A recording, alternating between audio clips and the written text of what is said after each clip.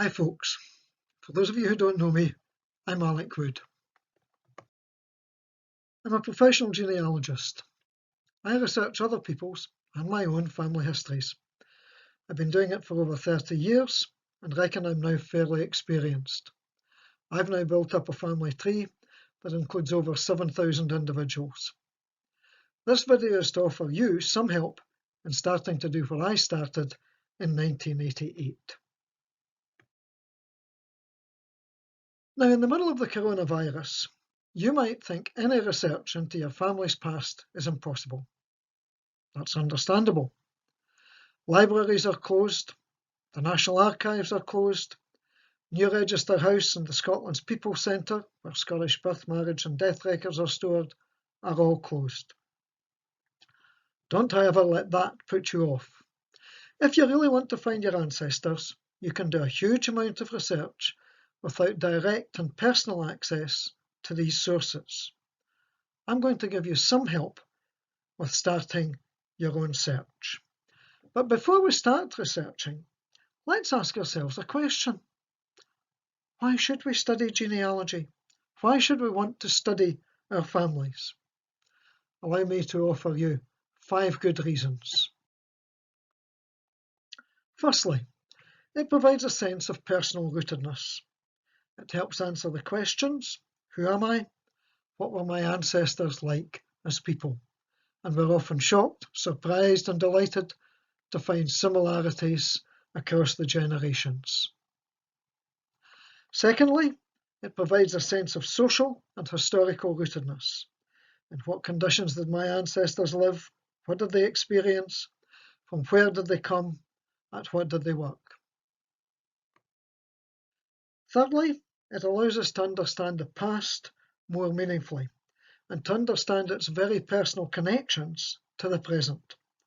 The historian George Santayana put that reason in fairly harsh terms. Those who do not remember the past are condemned to repeat it. Fourthly, it gives us an opportunity to solve puzzles. If you're a crossword or a Sudoku fan, you'll know the joy when you finish a puzzle.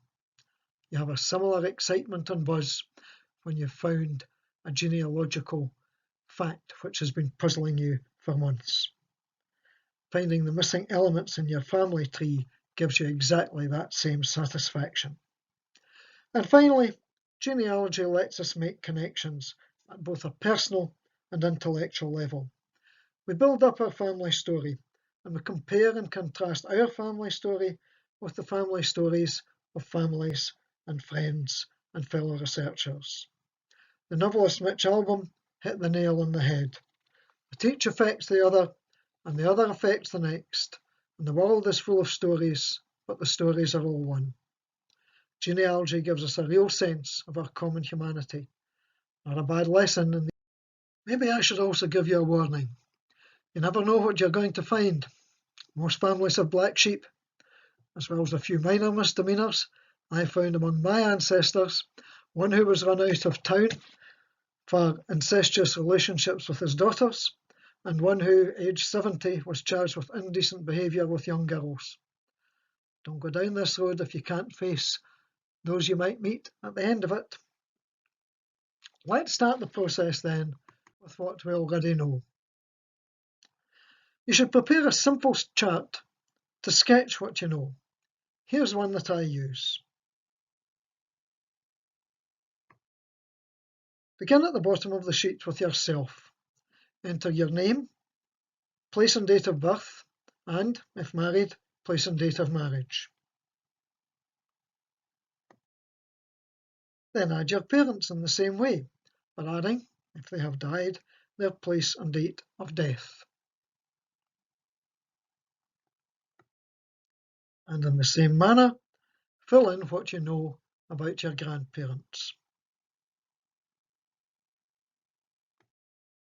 Only fill in what you know. Don't make guesses.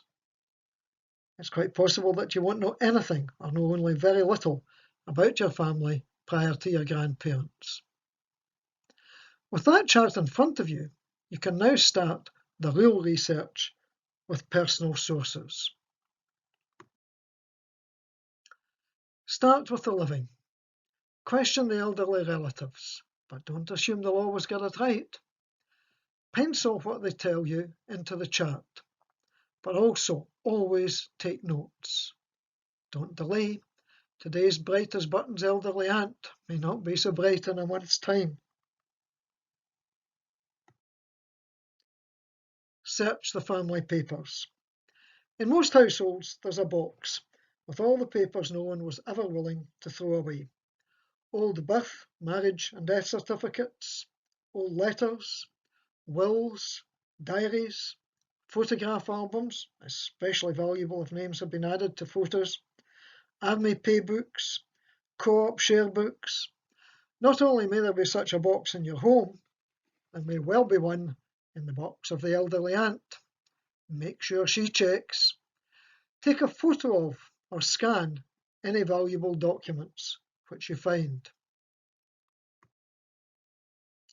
My last starter's tip may sound far too obvious, but I'm often amazed at how often it's ignored. Search the local cemetery. Gravestones can be invaluable documents. They often contain information on 3, sometimes 4, even occasionally 5 generations. Don't just examine the stone which you know has your granny's death details on it. Have a look around for other relative stones.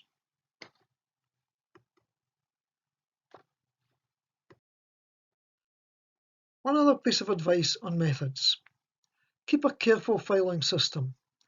Rewrite any notes you take so that each individual you identify in your family has a separate page on which you record all of his or her details. Store your notes in alphabetic order. Such a system will save you wasting time in the research days to come. That's the last advice for this session. If the feedback for this video is positive, I'll produce another, suggesting what online sources you can use for research.